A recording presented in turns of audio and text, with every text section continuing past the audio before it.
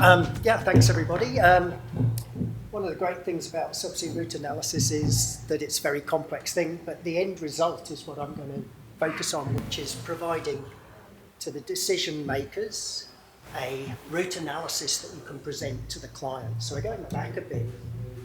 So before we'd done this in ARC, and now we're using QGIS. And what we found is that QGIS does everything ArcGIS does, but might be better. But one of the things we found difficult was to do cross-sections. So if you want to do a vertical exaggeration for a cross-section, then this is what I'm going to explain. So for example, if you're doing a cable route or a pipeline from Broome to Bali, it's about 1,000 kilometres. You're only really interested in 5 kilometres of water depth. So you have to have some way of being able to provide an integrated section and a map together. If, for example, you use a 1-to-1 ratio, you don't see any.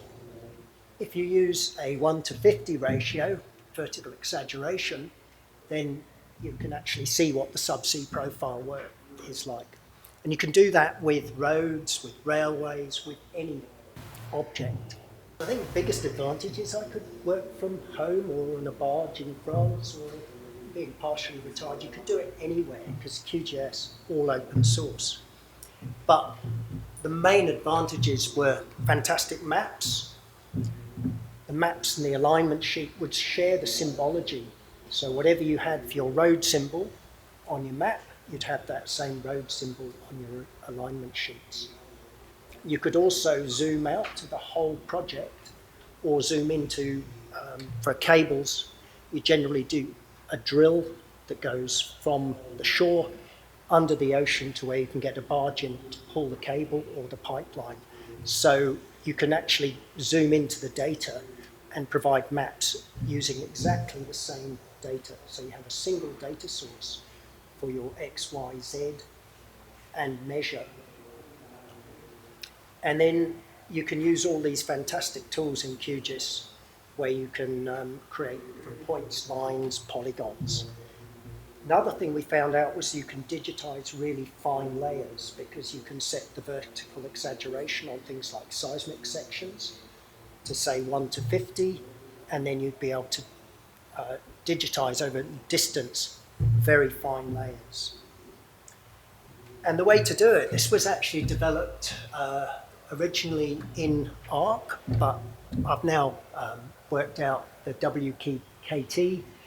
So if you can imagine drawing a section at the equator, then it's a 1-to-1 ratio. But if you use vertical projection and you use a cylindrical projection, the closer you get to the North or South Pole, the larger the vertical exaggeration. And the simple way to do it is this simple bit of maths. And all you do is just select your standard parallel, and then your section will expand. Another method, though, is if you use the geoscience plugin, you can create your cross-sections using the geoscience plugin. Absolutely brilliant. It does a lot of things. It'll take not just your elevation data it'll take point cloud data.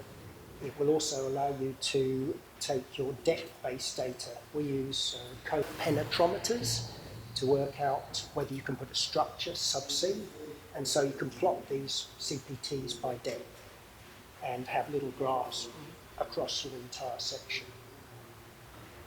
The other thing you can do is, this example is the depth, different assay values, but of course assay values go by depth. So you can do the same thing with depth. Now most of the boron, for example, disappears in the top 5 meters.